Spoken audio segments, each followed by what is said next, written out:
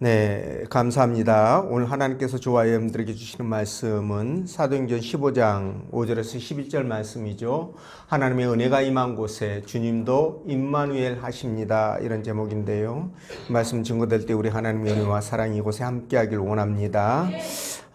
오늘이 그 낫의 길이가 가장 길다는 하지입니다. 어떨 때 보면, 하지 또 추분, 동지, 그 다음에 춘분 이렇게 나눠지지 않습니까? 근데 이제 딱 하지여도 이렇게 하루 이틀씩 늦어지는 경우가 있는데, 이번에 보니까 오늘 오후 5시 몇 분인가요? 그때 가장 이제 해가 중간에 와서 그 낮과 밤의 길이가 같아지는 시간이 되더라고요. 그래서 오늘 지나면 이제 낮의 길이가 점점 짧아지고 이제 본격적인 무더위가 시작된다는 그런 이제 사인입니다. 근데 제가 살펴보니까 장마가 25일에서 27일쯤 중부지방에 이제 시작이 된다라고 그렇게 예보가 나왔던데, 근데 어제부터 비가 많이 내렸잖아요, 어제. 그리고 오늘 또 날씨가 흐린 거 보니까 벌써 장마가 시작된 거 아닌가 이런 생각도 듭니다. 어쨌든 이 장마가 시작이 되면은요, 습도가 많아지죠. 그러다 보니까 몸이 이제 좀 찝찝하고, 그죠? 예, 그리고 또 음식물에 곰팡이도 잘 슬고, 또 이게 습도가 심하면 이렇게 심지어 천이라든가 장롱 안에 있는 옷이라든가 여기저기 벽은 물론이고 곰팡이들이 슬더라고요. 여러분들이 이거 미리 아시고 제습기도 좀 장만하셔서 돌려가지고 이렇게 상쾌하게 이렇게 집안을 만들었으면 좋겠습니다. 제습기 없으면 그 에어컨에 가습기 기능이 있잖아요. 그걸 틀어놔도 이제 습도를 빨아당기니까 얼마나 자상합니까, 그렇죠? 여러분들 건강을 위해서, 기분 좋은 하루하루를 위해서 말씀을 드리니까 여러분들 건강한 장마 보내시기 바랍니다. 자, 오늘 하나님께서 본 말씀을 통해서 두 가지로 제가 너무 자상해요. 큰일입니다.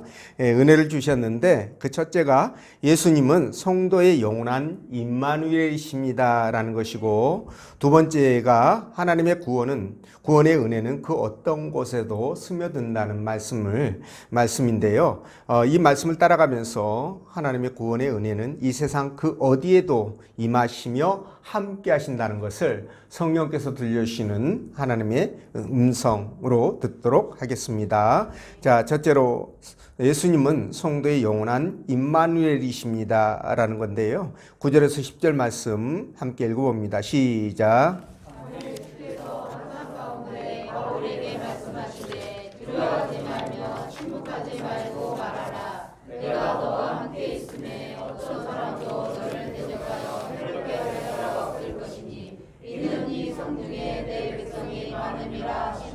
아멘. 자, 바울이 아덴에서 고린도로 내려와서 복음을 전할 때 그동안 베레아에 있던, 거기에 남겨두었던 실라와 디모데가 고린도로 와서 바울과 합류하게 되죠.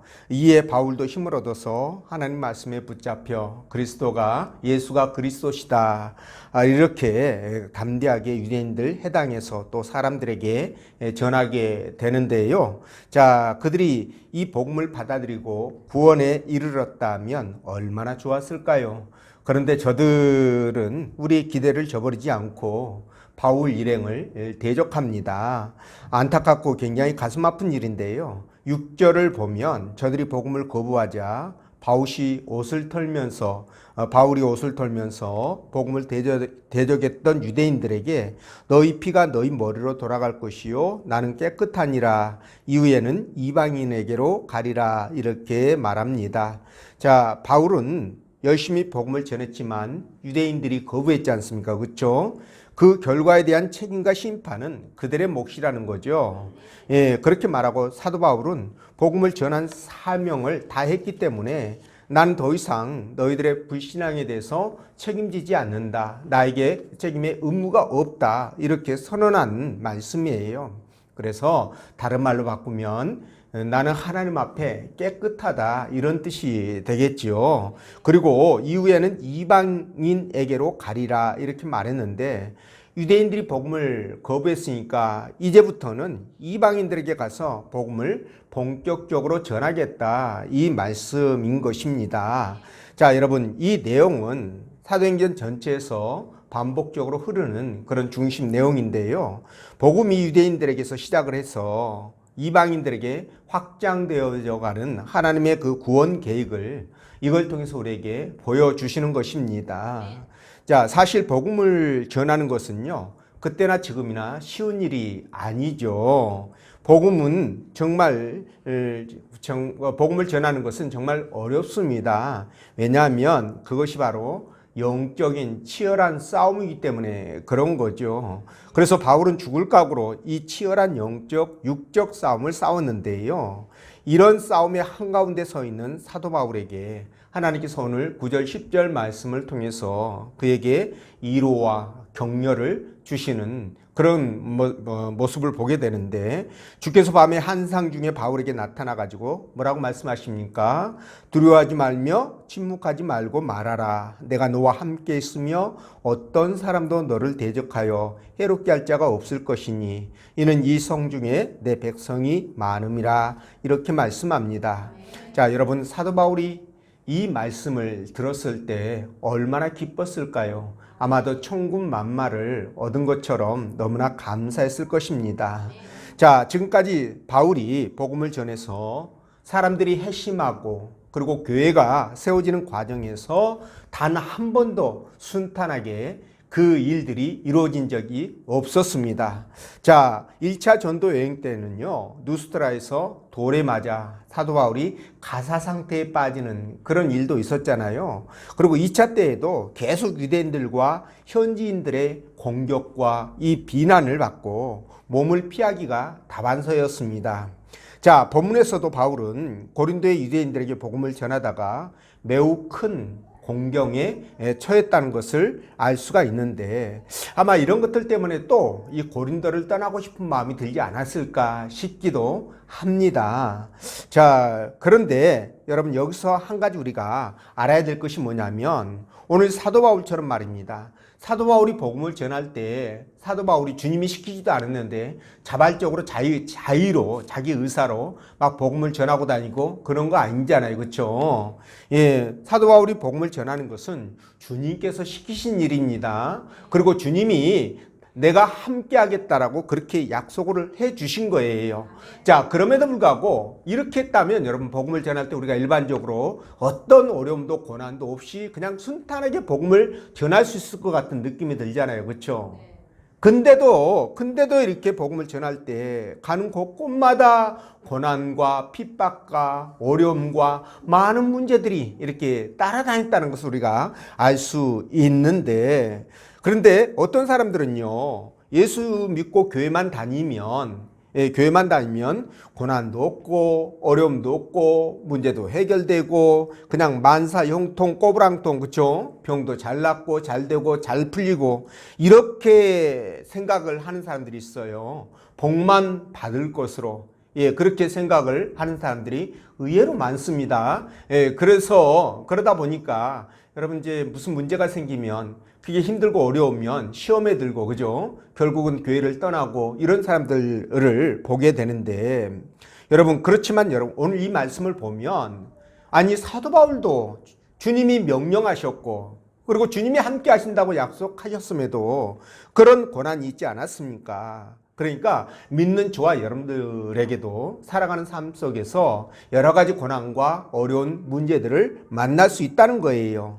그렇지만 전과 다른 것이 뭐냐? 주님이 그 문제 가운데 함께 하시기 때문에 그것을 어떤 방법이든 주님이 해결하시든 아니면 이기게 해주시든 간에 그것을 주님이 함께 하시니까 우리가 마음을 놓을 수가 있다는 것이고요. 두 번째, 그 고난과 어려움 가운데서 내 신앙이 성숙하고 성장하는 것들을 보게 된다는 거죠. 이것들이 다 우리에게 유익함으로 작용을 한다는 거죠. 그래서 그런 어려운 문제들이 생기지만 능히 그것을 감당할 수 있다, 이렇게 여러분들이 생각하시면 되겠습니다. 자, 어쨌든 사도 바울이 복음을 전하는 과정에 감사하게도 해당장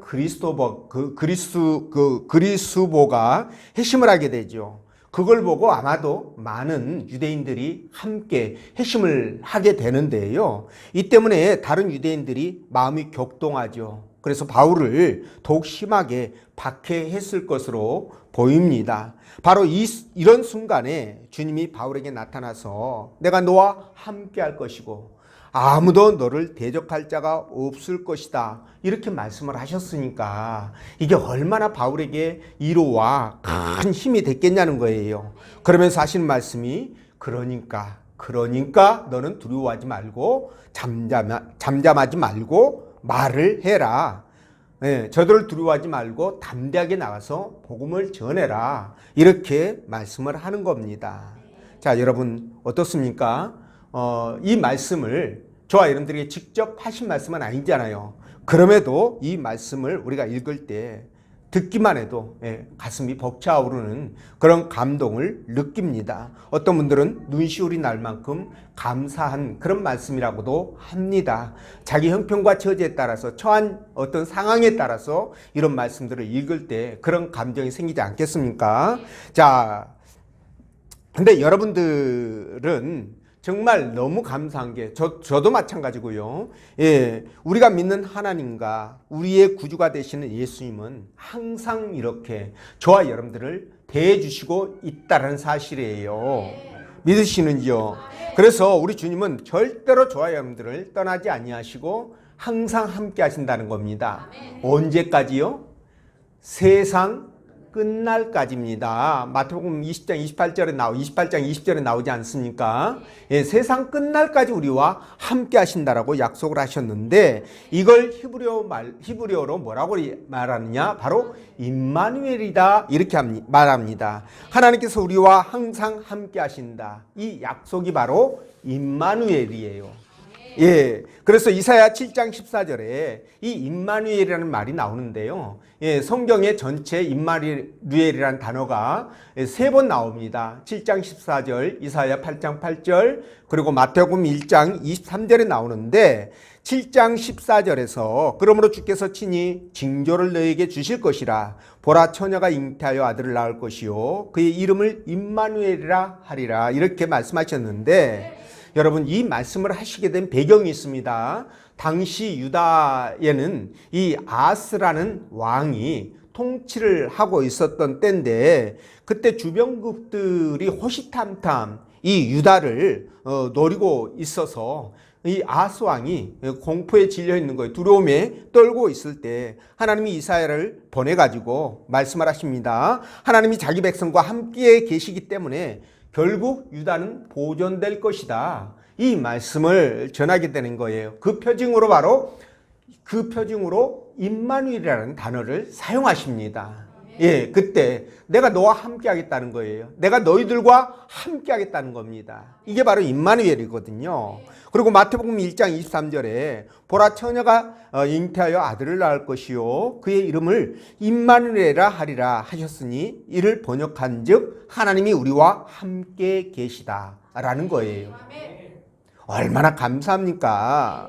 그래서 하나님이 이사야 선지자를 통해서 7장 14절에 말씀하셨던 그 임마누엘을 지금 뭡니까? 예수 그리스도 안에서 성취가 되었다라는 것을 밝히고 있는 겁니다. 그게 바로 1장 24절 말씀이에요. 성취되었다는 거예요. 다시 말해서 그리스도 안에서 하나님은 더 이상 멀리 계신 분이 아니라 실제로 우리 속에 들어오셔서 우리와 함께 하시는 그런 분이시라는 것을 보여주는 겁니다. 정말 좋지 않습니까, 여러분?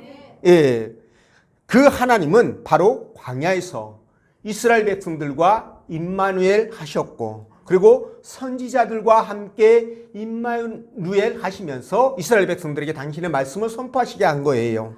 그리고 더 이상 멀리 계신 분이 아니라 정말 아까 말씀드린 것처럼 믿는 사람들 마음속에 그분이 임재하셔서 함께 하시고, 지금은 성령으로 임재하셔서 임마누엘 하셔서 저와 여러분들과 함께하고 있다라는 사실입니다. 그러니 얼마나 든든합니까?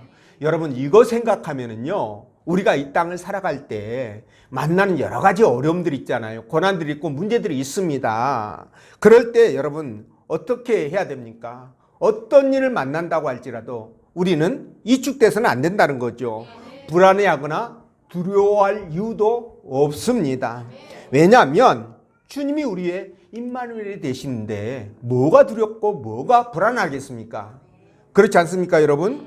하지만 여러분, 세상은 좀 다르죠. 세상은 다릅니다. 세상은요, 실패하고 돈 떨어지고, 힘없어지고, 그러면 슬금슬금 사람들이 다 떠나가죠. 그렇죠? 함께 하더라도 부정적인 말로 자꾸 그냥 찌릅니다. 그렇죠? 소망을 꺾어버립니다. 이런 경우들 굉장히 많잖아요. 그죠? 도와주지는 못할 망정. 그런 말이라도 안 하면 얼마나 이쁩니까?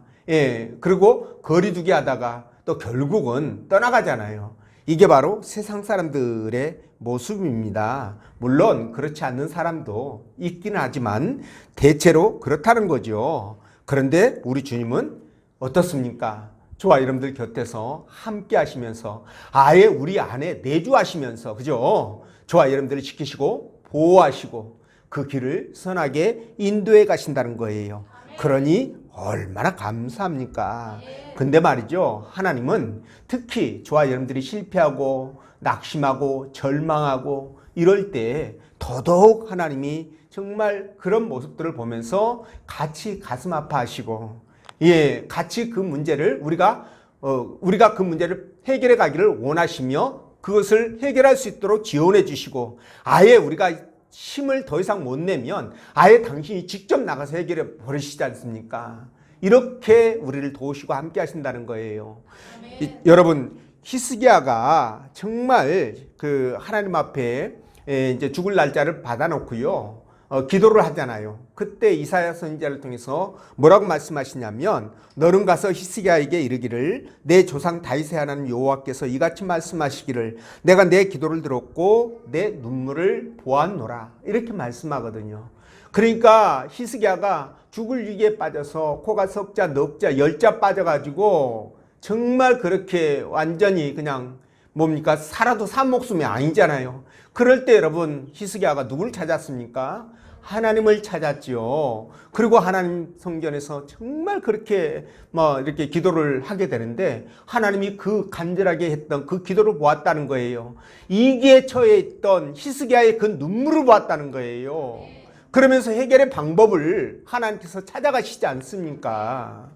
그러니까 저와 여러분들이 막 씩씩하고 잘되고 잘나가고 이럴 때보다 힘들고 애롭고 지치고 고단할 때 하나님은 더 가까이 오셔서 우리를 더 보시고 지켜보시고 선하게 인도해 가신다는 사실을 우리가 알 수 있는 겁니다.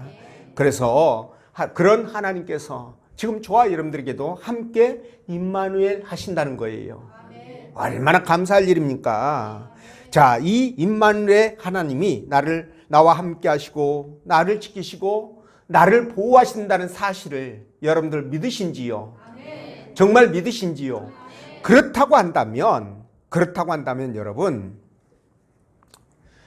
하나님께서 이렇게 나와 함께 하시고 또 살아계셔서 내가 돌아가야 될 영원한 천국 그 본향을 예비하시고 내가 돌아오기를 기다리고 계신다는 것을 믿는다면 여러분, 저와 여러분들의 삶 가운데 어떤 고난과 어려움을 만나도 불안하거나 두려워할 이유가 전혀 없는 겁니다. 아니, 임마누엘을 하신다는 것을 내가 믿는데, 그리고 그 하나님 살아계셔서 그 영원한 천국을 준비하시고 예비하시고 그리고 내가 돌아와서 그것을 누리기를 그렇게 기다린다는 그 하나님을 내가 믿는다고 한다면 여러분, 어떤 고난이 오고 핍박과 무시를 당해도 우리는 그런 속에서도 낙심하거나 위축되거나 용기를 잃을 이유가 없다는 거예요. 그렇지 않습니까, 여러분? 아니, 임마누엘 하시는 하나님이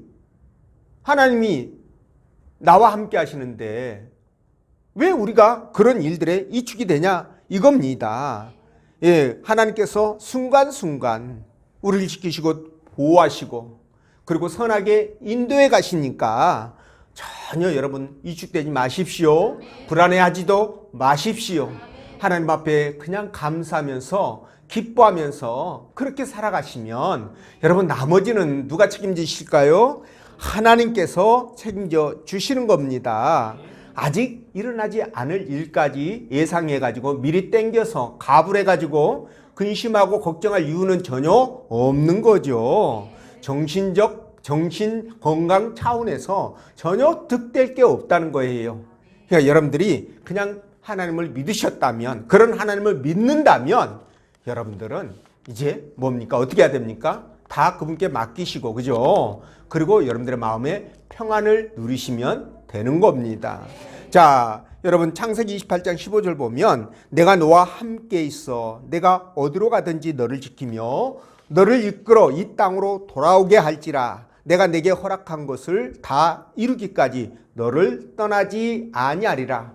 자, 하나님께서 야곱에게 내가 너와 임마누엘 하겠다라고 약속하신 말씀이에요. 자, 이 야곱에게 하셨던 이 약속의 말씀이 오늘 여러분들에게도 그대로 성취되기를 축원드립니다. 두 번째는 하나님의 구원의 은혜는 그 어떤 곳에도 스며든다라는 말씀인데요.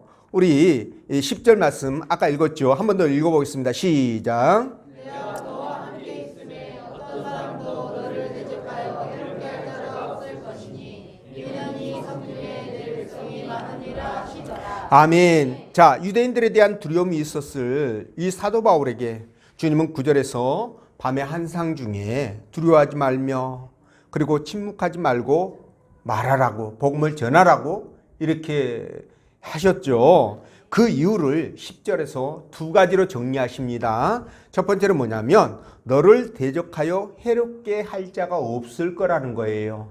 저들이 아무리 위협을 하고 아무리 공포스럽게 난리 부르스를 쳐도 절대로 너를 해하지 못한다는 거죠. 이걸 하나님께서 지금 주님이 약속해 주신 겁니다. 그리고 또 하나는 이 성중에 내 백성이 많기 때문에 복음을 전하라는 거예요. 자, 이 두 가지를 말씀을 해 주셨는데, 자, 그렇다면 여러분, 너를 대적해서 해롭게 할 자가 없다라고 이렇게 말씀하셨는데, 이거는 뭐 충분히 이해가 됩니다. 왜냐하면 만약에 유대인 어떤 놈이 바울을 치려고 몽둥이를 들고 내리치면 주님이 어떻게 하실 수 있습니까? 그 몽둥이로 오히려 집 대가리에다가 머리통을 치게 만들 수 있잖아요. 예, 그렇게 할 수 있는 능력이 있기 때문에 충분히 여러분 그렇게 대적하는 자가 없을 거라고 한 것을 이해가 됩니다. 예, 그런 차원에서 보면 자, 그런데 내 백성이 성중에 내 백성이 많다라는 말씀은 무슨 뜻일까라는 것 이런 생각이 듭니다. 자, 그런데 이걸 알려면 고린도에 대한 지식이 좀 필요해요.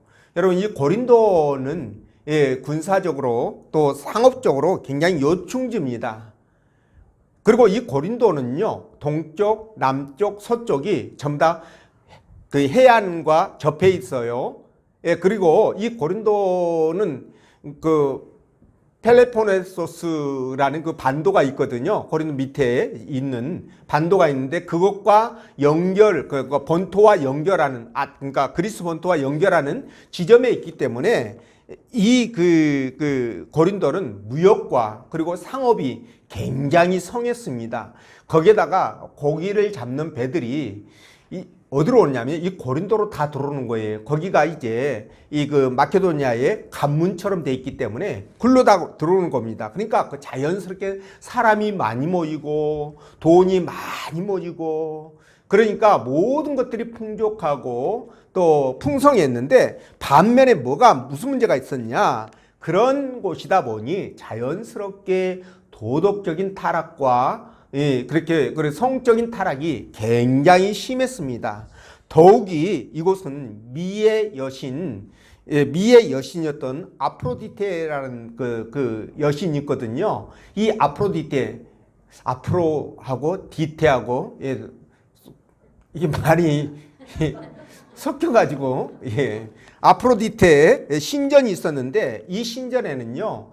약 1000여 명의 여사제라는 그러니까 그 신전에서 제사를 돕고 일을 하는 여사제들이 있었는데 이 여사제들이 종교의식을 빙자해 가지고 매춘을 하고 있었기 때문에 이 고린도 지역은 정말 성적으로 도덕적으로 정말 타락했던 그런 도시들이에요. 그래서 이 고린도 교회도 이런 문화가 막 들어와 가지고 막 그렇게 그 난리가 났지 않습니까? 그렇죠? 그래서 여러분들이 읽어보면 뭐 이제 뭐 고린도 교회 이제 간음의 문제 이런 거 막 다루고 그러잖아요. 그렇죠? 재혼의 문제 이런 거 다루고 막 그러는데 이런 영향이 이 영향 때문이라고 여러분들이 보시면 됩니다.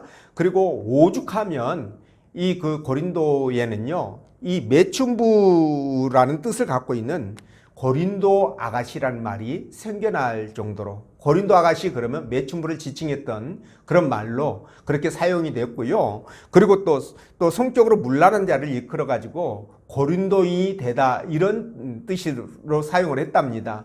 그러니까 이 고린도 도시는 진짜 여러분들이 상상하는 그 이상으로 난잡하고 굉장히 추악한 그런 도시였다는 것을 알 수 있는 건데요. 그런데 여러분 보십시오. 주님은 이렇게 타락하고 정말 성적으로 너무나 문란하고 도덕적으로 볼 때 앞이 캄캄한 이 지역에 이 고린도를 보면서 뭐라고 말씀하시느냐? 오히려 그 도시에 내 백성들이 많다라고 말씀하시는 거예요. 내 백성들이 많다. 여러분 이게 무슨 말씀일까요? 그런 도시지만 그러나 그런 곳에도 하나님의 은혜가 임해서 그죠? 하나님의 구원의 은총이 임해서 그 지역 사람들을 하나님께서 사랑하시고 그들을 구원하시고자 하는 계획을 갖고 계신다는 거죠. 야, 이거 보면 하나님께서 말이죠. 진짜 남녀노소 빈부귀천 그리고 도덕적 기준을 초월해서 그분이 역사하시고 그분의 은혜가 부어지고 구원의 은총이 임한다는 것을 우리가 알 수 있게 되는 그런 부분이라는 거죠. 야, 이거 보면 너무 감사합니다. 저와 여러분들처럼 완벽하지 못한 사람들 완벽하신가요? 예, 완벽하지 못하신 분들이 들으면 진짜 은혜가 되는 말씀이에요. 그죠? 그러나 예수 믿고 나서 정말 주님을 닮아가지고 어떤 죄도 짓지 않고 그죠? 예, 그냥 부처님 가운데 이거는 안 좋은 표현입니다. 예, 예수님 닮아서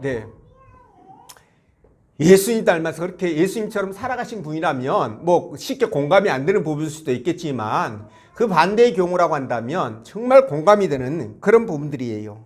여러분 이게 정말 우리에게 큰 소망을 주는데 우리가 복음을 전할 때 말이죠. 사람들의 반응을 보면 너무도 냉담해가지고 마치 달걀로 바위를 치는 것 같은 그런 느낌을 받을 때가 있습니다. 그럴 때는 굉장히 암담하죠. 그리고 복음을 전하고자 하는 의지나 욕심, 그 열정이 확 식어버리는 그런 경우들이 많이 있습니다. 그리고 우리가 보기에는 세상 사람들이 악해 보이잖아요. 그리고 복음에도 관심이 없는 사람들처럼 이렇게 보이지만 그러다 보니까 우리의 전도가 헛수고하는 것처럼 그렇게 보일 때도 있지만 여러분 그런 가운데서도 하나님은 그런 가운데서도 복음을 전하면 그것을 받아들이고 하나님 나라 백성이 될 사람들을 거기에 숨겨 두셨다는 거예요. 이걸 우리가 생각한다면 여러분 우리는 어떤 상황에서도 복음을 전할 수 있는 또 전해야만 되는 그런 당위성을 갖게 되는 거죠. 사도 바울이 그 고린도에 도착했을 때 이런 환경들을 보면서 정말 실망했을 것 같습니다. 내가 저곳에 들어가서 복음을 전하면 저들이 정말 내 복음에 반응을 할까? 이 복음에 반응을 할까? 내가 뿌린 복음의 씨앗이 싹을 틔우기나 할까? 뭐 이런 낙심을 할 수 있다고 봅니다. 그러니 하나님께서 그런 고린도에도 내 백성이 많다고 말씀을 하면서 사도 바울에게 의지를 북돋아주는 그런 말씀을 하신 거 아니냐라는 거죠. 자, 그렇기 때문에 저와 여러분들도 마찬가지입니다. 이 고린도와 같이 암담하고 암울한 현실에서도요. 하나님께서 택한 백성들이 있다는 사실을 기억하고 우리는 그냥 해야 될 본분을 감당을 해 나가면 된다는 겁니다. 예, 나머지는 주님께서 알아서 하시지 않겠습니까? 예, 우리는 그 사람이 구원을 받았는지 받지 못했는지 알 수는 없어요, 사실. 그죠? 그렇지만 그 가운데 지금 뭐예요? 고린도에 그렇게 타락하고 그렇게 정말 그 죄 많은 이 도시에도 당신께서 구원하시기로 선택한 백성들이 그렇게 많이 있다고 했다면 분명 세상에도 그런 사람들이 있다는 거죠. 그렇죠? 그러니까 우리가 뭡니까? 그것을 바라보면서 묵묵히 눈물로 씨앗을, 복음의 씨앗을 뿌리면 나중에 어떻게 될까요? 기쁨으로 그 단을 거둘 때가 온다는 것입니다. 예. 그래서 여러분, 우리는 어떤 상황에서도 낙심하지 말아야 될 것을 주께서 말씀하신 것이라고 보시면 되겠습니다. 그래서 여러분, 이런 것들을 보면 우리 주님께서 그곳이 어떤 곳이든 아니면 어떤 상황이든 반드시 하나님은 택한 백성을 거기에 심어두셨다. 우리는 그 택한 백성을 골라내는 작업을 해야 되는 거죠. 그렇죠? 예, 이 부분이 사도 바울에게 맡겨줬던 당시의 사명이고 오늘날 우리가 그것을 이어받아서 감당해 가야 될 사명이라는 거예요. 예, 하나님께서 구원하시기로 작정된 자들, 그게 택함 받은 자들 아니겠습니까? 예, 그런 사람들을 보면서 들어가야 된다는 겁니다. 여러분, 니느웨로 가서요, 죽어가는 백성들에게 복음을 전하라는 하나님의 명령을 거역하고 다시스로 도망을 갔던 친구가 누굽니까? 요나죠, 그렇죠? 예, 도망을 가려고 했던 이 요나에게 하나님이 이렇게 말씀합니다. 하물며 이 큰 성읍 니느웨에는 좌우를 분별하지 못하는 자가 12만 명이요 가축도 많이 있나니 내가 어찌 아끼지 아니하겠느냐 하시니라, 이렇게 말씀하거든요. 자, 여러분, 요나가 볼 때 니느웨는 정말 우상을 섬기는 우상의 도시 아니겠습니까? 그렇죠? 예, 그들이 우상을 섬기면 자연스럽게 성적 타락이 일어납니다. 예, 그런 곳에 하나님의 말씀이 전해진다는 게 이해가 안 됐던 거예요, 요나는요. 택한 백성들, 자기들에게만 하나님의 말씀이 주어져야 되고 자기들만 그 말씀을 통해서 하나님 나라 백성으로 살다가 떠나야 되는데 그런 니느웨에게 하나님 말씀이 전해진다? 이해가 안 되니까 도망간 거예요. 그런데 하나님은요, 요나의 생각과 달랐던 거죠. 그 니느웨 같은 것도 그 타락하고 변질됐고 정말 짐승 같은 그들에게도 하나님의 은혜가 들어갔던 거예요. 구원의 은총이 그들에게도 임하게 되었다는 거죠. 오늘 마치 이 고린도 지역에 그렇게 악하고 추하고 타락했던 이 지역에도 하나님께서 택함 받은 백성들을 심어 놓았던 것처럼 이 니느웨에도 그렇게 하셨던 것이 바로 성경의 말씀입니다. 자, 이 말씀이 아까 말씀드린 것처럼 우리에게 굉장히 큰 위로가 되는 거죠. 하나님은 이렇게 당신의 구원의 은총이 미치지 않는 것이 없고요. 그리고 하나님의 그 일반적인 은총도 또한 미치지 않는 것이 없습니다. 여러분, 세상 사람들은 인정하지 않죠. 근데 우리는요, 이 부분을 인정해야 되겠죠. 그렇죠? 예, 모든 세상 창조물에는 하나님의 은혜가 개입되어 있습니다. 예, 그리고 모든 사람들에게는 하나님의 구원의 은총이 임재되어 있다는 사실이에요. 스며들어 있다는 사실입니다. 예, 그것을 우리가 알고 어딜 가든지 여러분, 우리는 그 숨어져 있는 사람들에게 복음을 전해서 그들을 구원의 길로 인도할 수 있도록 우리가 힘쓰고 애써야 된다는 말씀을 드립니다. 그래서 아무리 말이죠, 정말 험상궂고 그리고 아무리 복음을 전해도 들어가지 않는 사람들 있잖아요. 우린 솔직히 그런 사람들 보면 그래, 그냥 지옥 가라, 그냥 예수 믿지 말고 그냥 지옥이나 가, 이렇게 하고 싶은 이런 마음이 들 때가 있잖아요, 솔직히. 그죠? 네, 그렇습니다. 여러분도 드는가 봐요. 그죠? 예. 그런 사람들이 있습니다, 분명.